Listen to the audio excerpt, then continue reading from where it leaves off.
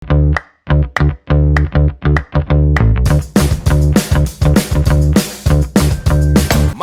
Podcast, arungi lebih dalam. Hai di Marves, balik lagi di Marves Podcast bersama saya Neri Hasani Rahmi. Nah, di episode kali ini kita akan ngomongin topik yang agak berat, hilirisasi nikel. Nah, mungkin di Marves bagian ada yang belum tahu nih, apa sih hilirisasi itu, terus kenapa nikel, dan segala macam. Nanti kita akan ngobrol sama Pak Rifki Setiawan, sudah di samping saya. Beliau adalah Sekretaris Deputi Bidang Koordinasi Investasi dan Pertambangan di Kemenko Marves. Halo Pak, say hi. Hai, apa kabar teman-teman? Nah, kalau nikel ini kan mungkin agak berat dan mungkin banyak pro kontra nih Pak. Yeah. Terus dari beberapa kesempatan Pak Menko, Pak Luhut Bin Sarpanjaitan seringkali educate kita nih di berbagai event bahwa hilirisasi ini sangat penting untuk pertumbuhan ekonomi Indonesia. Nah, apa sih hilirisasi itu Pak? Makasih Mbak. Agak menarik ya kalau kita bicara tentang hilirisasi. Sebenarnya kalau kita bicara hilirisasi itu kan satu proses dari dia itu berupa barang bahan baku atau material sampai menjadi satu barang jadi. Nah, jadi kenapa ini kita lakukan? Karena dengan adanya hilirisasi ini akan kita tidak lagi bergantung pada raw material saja. Kita lama menjual bahan baku, harganya segitu aja kita dapat, kan? Tapi kalau kita sudah melakukan hilirisasi dengan itu nanti jadi barang setengah jadi atau barang jadi, nilainya akan bertambah berkali-kali. Kita tidak hanya melakukannya di sisi pertambangan, gitu ya, tapi juga di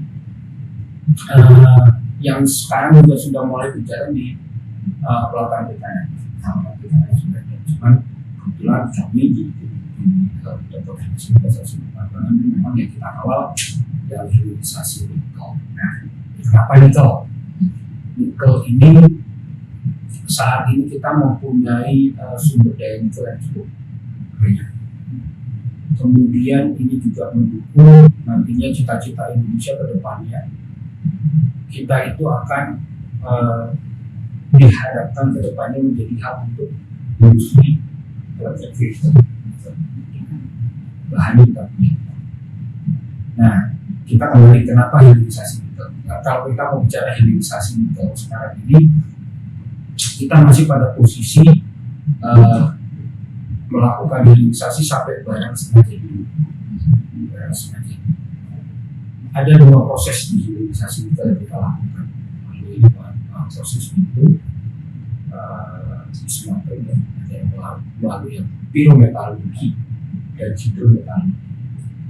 Kalau pirometalurgi ini nantinya produknya itu akan keluar ferronikel dan nikel PKN. Ujungnya kembali lagi ini nanti ke stainless steel. Ada lagi hidrometalurgi. Hidrometalurgi itu dia melalui proses perubahan menggunakan bahan kimia. Ini nanti akan ujungnya adalah HPL. Ini menjadi bahan untuk proses baterai EV nanti ke depan. Jadi kita sih berharap nantinya tidak hanya sampai ke sini saja gitu ya.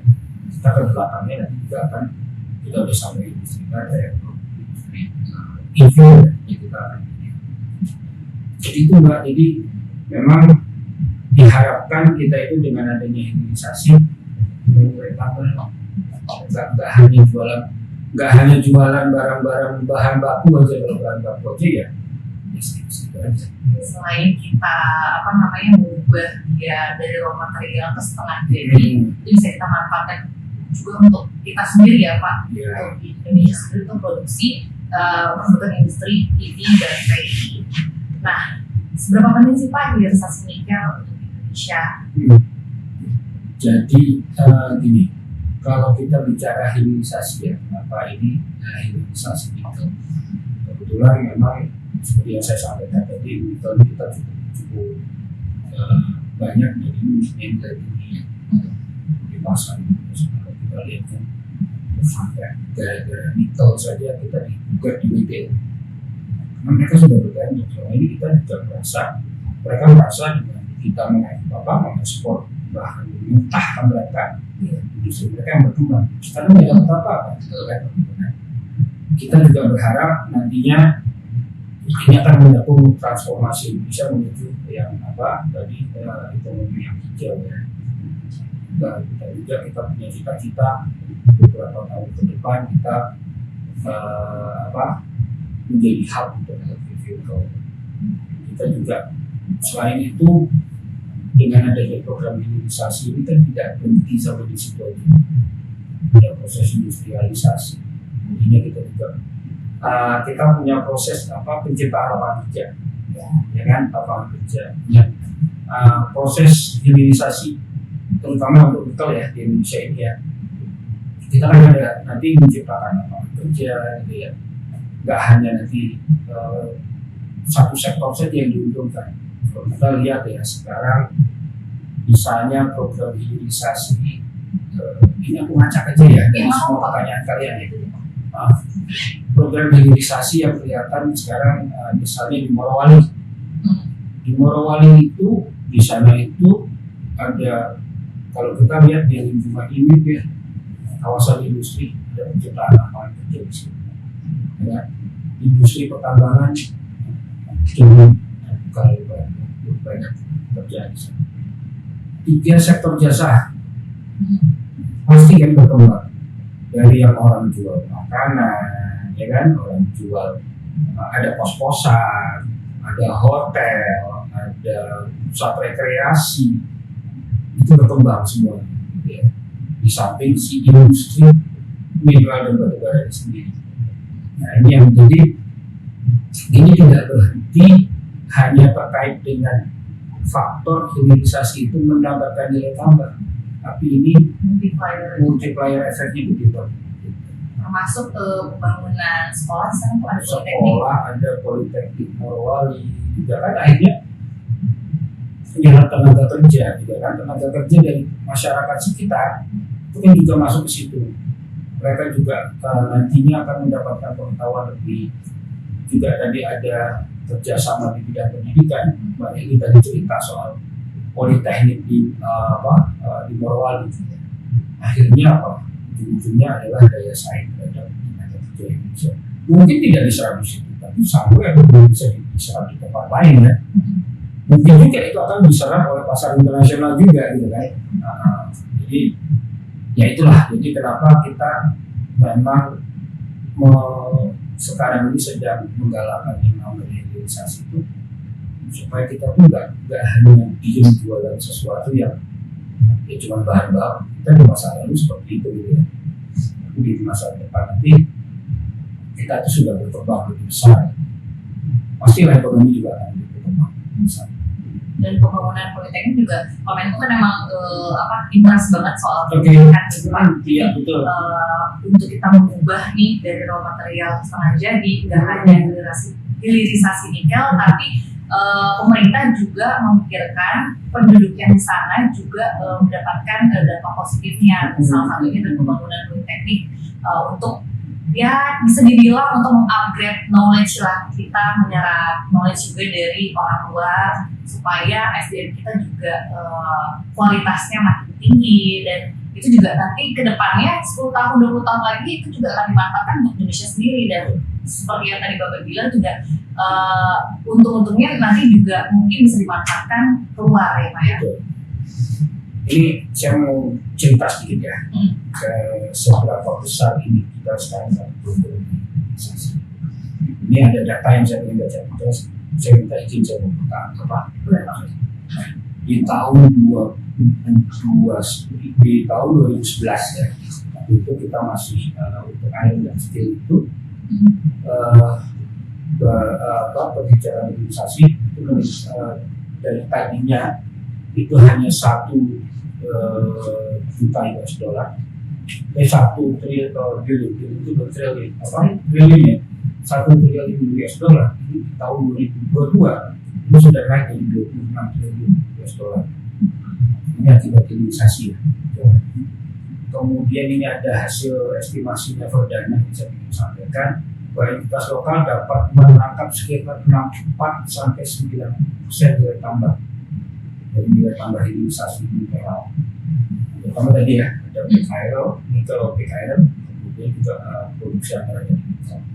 Kemudian nilai tambah itu tadi selain dari biji nikel, batu bara, untuk energinya, karena kan sekarang sementara ini memang untuk kawasan industri ini masih menggunakan pembangkit listrik seperti batu bara, karena belum beberapa untuk industri hijau kecuali di Kalimantan Timur ya. Kalau di Kalimantan Timur ini kan memang sudah dari awal sudah diintegrasi, walaupun itu masih kalau memang ini kalau di kawasan industri kawasan Kalimantan Industrial Park Indonesia yang di Kalimantan Utara ini.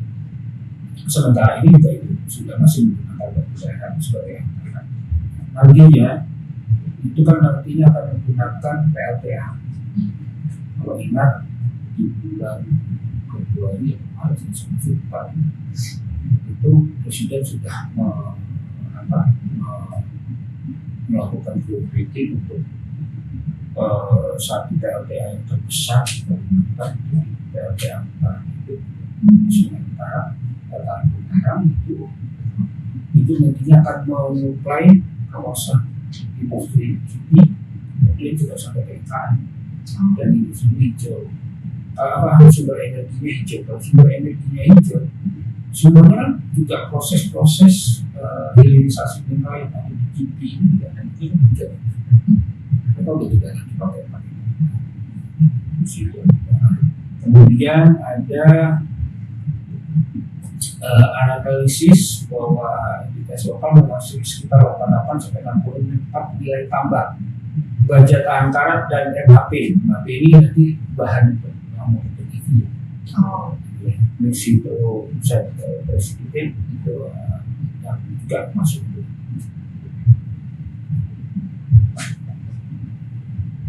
Jadi kalau kita lihat nih, tadi kembali ya ke cerita tentang cita-cita kita nanti mau menjadi hub untuk elektrifikasi Indonesia ini dari baterai. Untuk sementara ini kan kita mungkin fokusnya lebih ke baterai ya, sambil nanti pelan-pelan kita akan mengarah ujung-ujungnya kita menuju ke elektrifikasi. Dari 4 bahan pembentuk baterai lithium kita punya di HP, untuk mobil dan sebagainya. Kita punya nikel, kita punya kobalt, kita punya mana? Yang nggak punya satu, lithium itu sendiri. Ini kan mix ya. Nah, karena kita nggak punya yang satu ini, kita kerjasama dong sama yang punya cadangan nikel. Australia itu termasuk yang punya cadangan nikel itu cukup bagus. Sekarang di Morowali udah mulai sudah ada kerjasama kita dengan Australia untuk dengan project baterai. Kan tadi dampak positifnya ada pertambangan, kontraktor, jasa, pertahanan, terus mungkin ada UMKM juga di sana, terus transportasi, rumah tangga, terus kayak sektor retail dan restoran dan hotel. Nah, gimana nih Pak untuk terus mengimplementasikan kebijakan hilirisasi itu untuk pengembangan hilirisasi nikel di tahun 2023 ini, apakah bisa dikatakan berhasil atau bagaimana?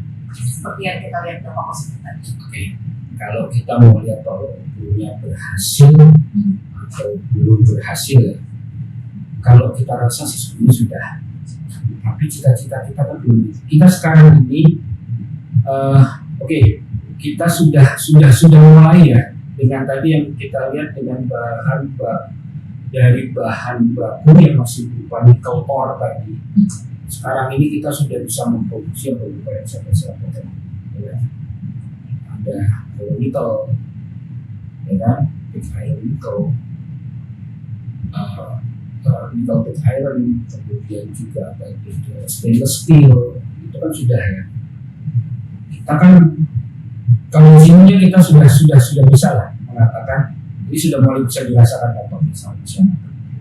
Cuman memang kita masih harus berkembang, kita kembangkan terus, karena ini belum sampai cita-cita kita itu adalah hilirisasi itu menyentuh barang jadinya. Barang jadi, misalnya tadi kita akan memproduksi EV, ya kan, belum sampai ke sana. Bateri pun kita juga belum, gitu ya. Jadi kan barang-barang jadinya kita masih barang-barang bahan apa ya, masih bahan baku lah ya. Tapi secara itu sih sudah bisa kita katakan, dan ini kan juga belum lama juga ya Pak.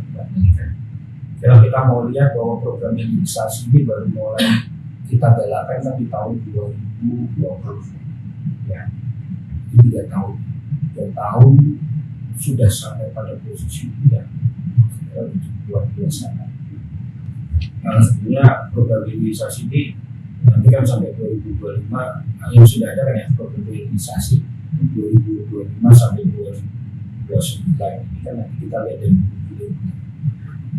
dari ada programnya itu dari mining industry-nya, smeltering, refining industry-nya, ya kan, kemudian refinery industry, kemudian sampai nantinya itu juga kita dari program dari produksi. Nah, apa ya itu? Apakah nanti kita juga akan udah bisa bikin, kalau kita udah bisa baterai sementara ini EV ya, kalau nggak mungkin kita buka yang misalnya HP itu bisa dibalikin, ya itulah. Sementara sih ya kita anggap berhasil untuk curang 3 tahun ya. Ya, lumayan lah Pak, perkembangannya sangat lumayan pesat lah dari Besar dari 2020 kemarin. Kita kan baru mulai 3 tahun. 3 tahun dan tahun sebelumnya 2017-2019 dibuka untuk kebijakan ekspor bahan. Terus nih Pak, secara sederhana, mungkin bisa disebut nih Pak nilainya, biar di markas juga kebayang ternyata dampak positif dari yang dirasakan oleh masyarakat atau publik nih untuk dari kebijakan hilirisasi nikel ini itu bagaimana dan berapa yang dibutuhkan. Jadi kalau kita bicara produk ini hilirisasi berhasil atau enggak, satu pasti adalah kontribusi hilirisasi. Kita lihat ya dari ini menjadi satu yang terlihat paling gampang, nanti bisa dihitung dari hilirisasi ini kontribusinya terhadap PDB nasional berapa. Kemudian kita lihat dari sisi penciptaan lapangan kerja, berapa tenaga kerja yang terserap, itu ya pendidikan. Kemudian infrastruktur yang terbangun, ya kan, berapa infrastruktur yang terbangun, baik itu nanti jalan, pelabuhan, bandara, ya kan, kemudian infrastruktur lain, kemudian seperti tadi kita beberapa infrastruktur energi terbarukan seperti PLTA dan sebagainya, ya kan, kemudian juga teknologi penciptaan tenaga kerja yang baru, ya kan, nggak hanya nantinya di Indonesia, tapi juga nanti terserap pasar internasional akan menyerap tenaga terampil ini yang menjadi salah satu. Nah, dan juga yang tidak boleh kita lupakan adalah bagaimana dari proses hilirisasi ini adalah pengelolaan lingkungan. Karena dengan pengelolaan lingkungan yang baik ini menjadi tolak ukur. Memang transformasi ekonomi kita itu adalah ekonomi yang hijau. Itu yang perlu. Ya sekarang itu menjadi satu tren ya di dunia internasional. Itu sih. Oke Pak, terus kan ini sebenarnya untuk cadangan nikel Indonesia, yang saya tahu nih Pak dari data United States Geological Survey dari SDM, Indonesia tuh merupakan negara dengan produksi biji nikel terbesar di dunia. Nah terus yang cadangan nikelnya kata Bapak tadi ada juga di Australia. Ya. Terus nah nikel ini di Indonesia tersebarnya di Pulau Sulawesi, di Malawi ya Pak. Terus Maluku di Obi kan. Ya, Dan di Papua di Papua. Saya malah yang tahu yang berbeda sama ini. nah iya sih kalau gitu. Ada juga nantinya Kalimantan. Nah terus terakhir nih Pak, gimana optimisme pemerintah nih untuk terkait pengembangan hilirisasi nikel di Indonesia? Kalau kita berbicara tentang optimisme ya, kita yakin bahwa dengan apa yang kita sekarang punya ya, dan beberapa program yang sudah kita lakukan seperti sekarang kita mulai melakukan penataan untuk sistem informasi sumber daya dan cadangan mineral itu sudah kita lakukan. Tata kelola mineral mineral sudah kita lakukan. Ya. Kemudian beberapa kebijakan terkait dengan fiskal yang tepat untuk program hilirisasi. Juga nantinya juga sistem perdagangan yang baik ya untuk produk dari hilirisasi. Saya kira itu yang sedang program yang sudah kita lakukan bersama-sama. Ini ada satu lagi Mbak yang ingin saya sampaikan. Ini kalau kita lihat kenapa kita akan terus nantinya yakin bahwa program ini akan menjadi program yang sukses ya. Ini ada satu data lagi yang ingin saya sampaikan bahwa kalau kita lihat tahun 2015 sampai 2022 ini untuk Sulawesi Tengah itu naik menjadi 11,7%. Dari sebelumnya mereka itu berkisaran di tahun 2001 sampai 2014 ya, itu cuma 7,5%. Itu udah cukup. Kemudian di Maluku Utara beda nih, dan Obi tadinya itu hanya berkisar 57 sekarang 5,7%, sekarang menjadi 12,9%. Dan jadi kita optimis bahwa ini nantinya benar-benar bisa menjadi tulang punggung perekonomian kita. Nah, sambil kita nanti menjalankan semua program ini tadi, kita memang mengarah kebetulan dengan hilirisasi nikel ini kita mengarah pada transformasi ekonomi hijau tadi, benar-benar green economy gitu kan. Kita harapkan sekarang ini semua apalagi pemerintah sudah mengurangi sedikit demi sedikit ya penggunaan batu bara untuk PLTA pembangkit listrik untuk dipensiunkan ini nantinya ya kan. Kita sudah membangun PLTA pertama di Kalimantan, kemudian di Medan beberapa waktu yang lalu saya bersama Pak Deputi itu mengantar tamu ke sana. Di Medan ini mereka udah mulai membangun beberapa ladang panel surya untuk pembangkitnya. Mungkin nanti secara bertahap ya penggunaan batu bara ini akan semakin dikurangi dan kita akan semakin hijau proses program hilirisasi. Oke Pak, mungkin semoga hilirisasi nikel ini satu lagi. Saat ini kita baru bergerak di nikel. Iya. Nantinya kita akan bergerak ke beberapa komoditas tambang ini. Ada tembaga, ada bauksit, ada timah. Ini akan kita mulai. Nah itu akan diolah jadi tembaga sendiri juga bagian dari sumber daya. Kita lihat ya, beberapa bulan yang lalu itu ada satu pabrik di Gresik yang diadvisi oleh Presiden sore itu. Yang itu dia memproduksi kapal dari bahan bakunya itu adalah semacam fitur depan. Ini kan berarti dari sisi logistiknya juga ya lebih murah. Diharapkan bahan ini dengan logistik yang murah, yang kita sekarang sudah banyak investor kita yang mau menanamkan investasinya untuk hilirisasi tidak hanya terkait nikel, ke depannya juga berbangga, boksit, timah, semua sebetulnya barang-barang tambang kita yang lebih tinggi yang kita punya ini. Dan diharapkan kita ya akan menjadi negara yang makmur pasti. Kalau ini kan ya kita punya, kita jual karena kita nggak punya kemampuan gitu ya.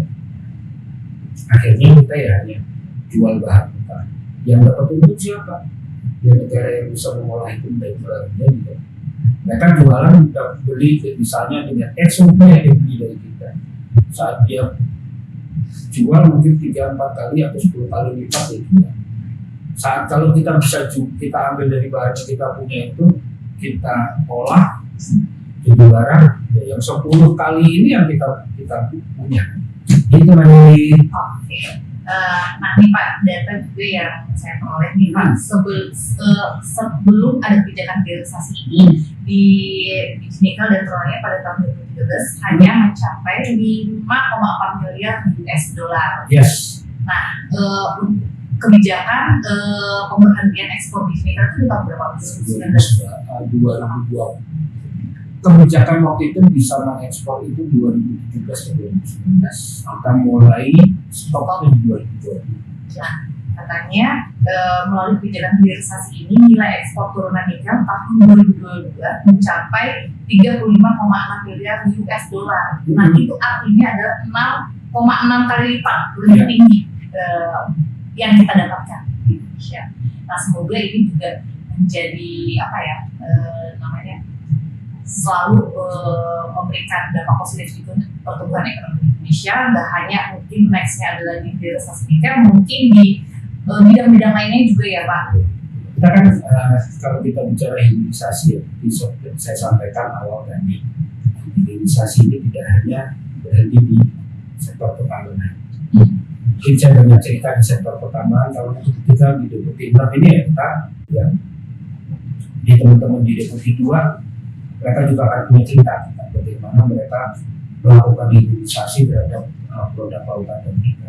Dan saya kira makin lama makin beberapa kisah sukses ya, mungkin karakteristiknya beda antara dengan sisi pertambangan. Jadi di pertambangan kita kelola dari sistem informasinya kita kelola, kemudian tata kelolanya juga kita kembangkan, kemudian bagaimana nanti setelah itu kita tata untuk perdagangannya, sistem perdagangannya kita atur sehingga benar-benar juga beberapa kepatuhan terhadap isu-isu lingkungan dan sebagainya, ketenagaan kerjaan juga sedang kita rapihkan saat ini bersama-sama di Kebutuhan dengan beberapa kementerian terkait.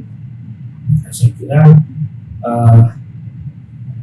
saya yakin bahwa program hilirisasi apapun itu nanti bisa bermanfaat untuk saat ini kita untuk sesi untuk pertambangan ini akan ada tadi ada turunan 3 lagi yang akan kita garap ya, boksit, timah, dan tembaga gitu ya. Ini juga pasti dengan nanti akan direplikasi ini. Oke, ini sebetulnya nikel itu adalah kita buat sebagai satu proyek keberhasilan. Kalau ini sudah kan bisa kita replikasi.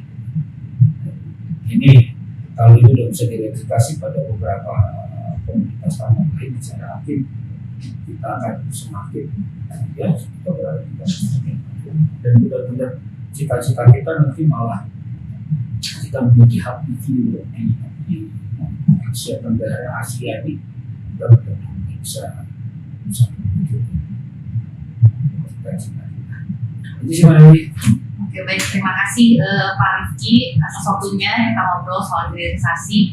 Semoga tim Mapes juga bisa berilmu dari episode kali ini, dan semoga hilirisasi ini juga terus berdampak positif bagi siapapun termasuk Indonesia, apalagi penduduk-penduduk yang mungkin seperti di Morowali atau di Weda ataupun di Obi mendapatkan dampak positifnya, dan tentunya juga untuk lingkungan dan tatanan sosial di Indonesia. Sekian Markas Podcast di episode kali ini. Saya Glesia Rahmi dan Pak Rifki Setiawan. Terima kasih atas waktunya. Sampai jumpa.